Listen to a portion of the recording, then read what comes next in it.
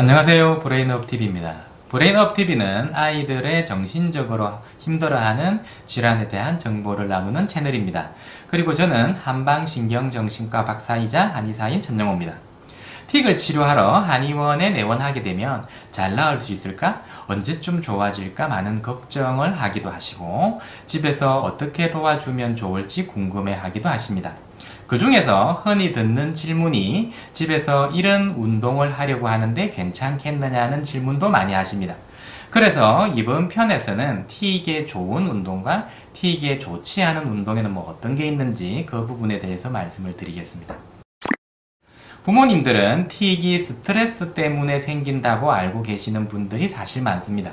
그래서 아이들이 스트레스를 받아 하는 학원은 팍팍 줄여주고 아이랑 밤늦게까지 실컷 놀아주고 아이들이 좋아하는 예능 프로도 많이 보여주고 최신형 스마트폰을 사주기도 하십니다. 그렇게 하면 나중에는 틱은 틱대로 낫지 않고 점점 심해지고 아이의 버릇은 나빠져가며 학업과는 점점 담을 쌓게 됩니다. 이것이 틱이 스트레스 때문에 생긴다고 생각하기 때문에 부모님들이 주로 취하는 현상입니다. 사실 틱은 스트레스 때문에 생기는 것이 아니라 원래부터 가지고 있던 뇌의 비정상적인 흥분성 때문에 발생하는 겁니다. 좀 어렵게 설명을 드리면 인체 근육의 미세한 움직임을 조절해주는 뇌의 기저핵이라는 부위가 있는데요. 거기에서 도파민이 비정상적으로 과다하게 분비되어서 발생한다는 학설이 많습니다. 여러 아이에게 똑같은 환경이 주어졌을 때, 즉 예를 들면 학원에서 공부를 많이 시켰을 때 뇌의 흥분성을 강하게 타고난 아이에게는 틱이 나타나지만 뇌의 흥분성을 별로 강하게 타고나지 않은 아이에게는 틱이 잘 나타나지 않습니다. 즉 학원 공부가 과한 것이 틱의 원인이 아니고 타고난 뇌의 과잉 흥분성이 틱의 원인이기 때문에 환경을 좋게 해서 혹은 아이의 비위를 맞추어줘서 아이랑 실컷 잘 놀아준다고 해서 틱을 고치려는 노력은 대개 실패하게 됩니다.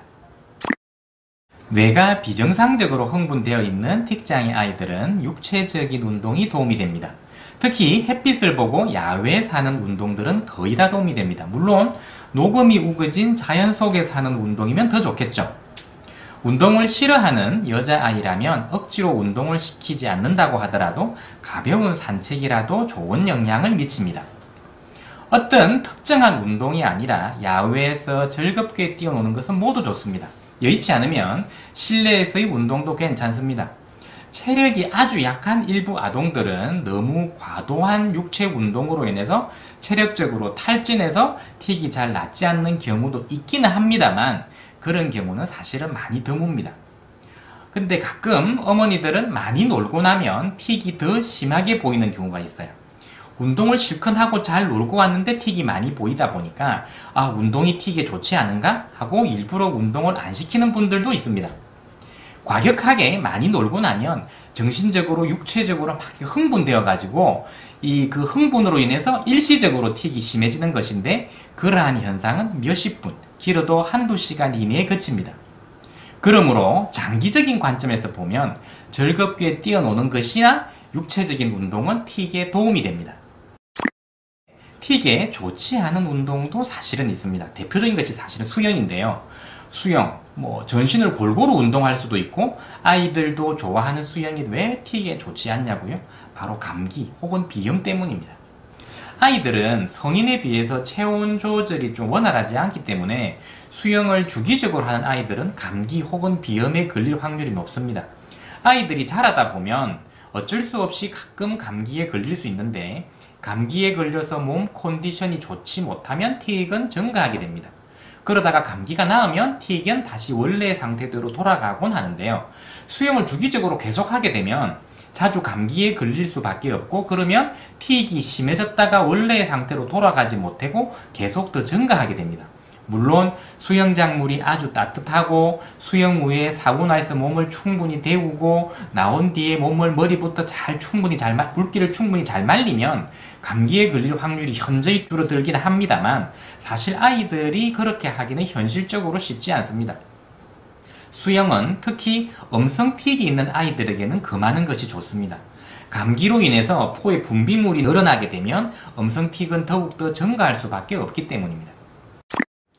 또 주의해야 되는 운동이 있는데요. 태권도입니다. 이 말씀드리면 되게 의아해하시는 분들이 있는데요. 우리나라 초등학생들이 가장 많이 하는 운동이 태권도인데 틱에 좋지 않냐고요? 태권도가 무조건 나쁜 것이 아니고 이 품새 위주로 이렇게 정확하게 동작을 고집하는 태권도가 좋지 않은 것 뿐입니다. 아이들을 태권도 도장에 보내시면서 우리 아이가 태권도 국가대표가 되기를 기대하고 보내시는 분들은 별로 없으실 거예요.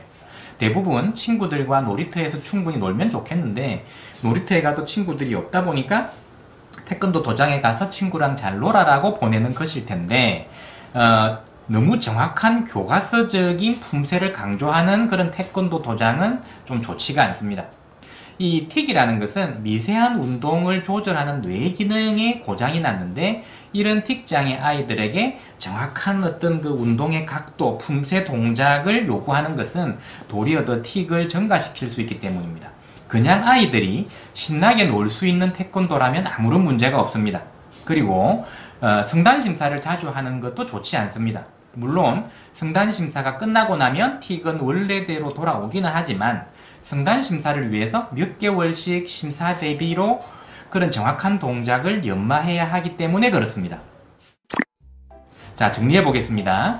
틱에는 대부분의 육체 운동이 다 도움이 됩니다. 하지만 수영, 그리고 품새 동작을 정확하게 해야 하는 태권도는 좀 좋지 않습니다. 그냥 편하게 노는 태권도는 아무런 상관이 없습니다. 자, 오늘은 틱의 좋은 운동, 좋지 않은 운동에 대해서 말씀드렸습니다. 오늘은 여기까지입니다. 브레인업 TV의 전영호였습니다. 감사합니다.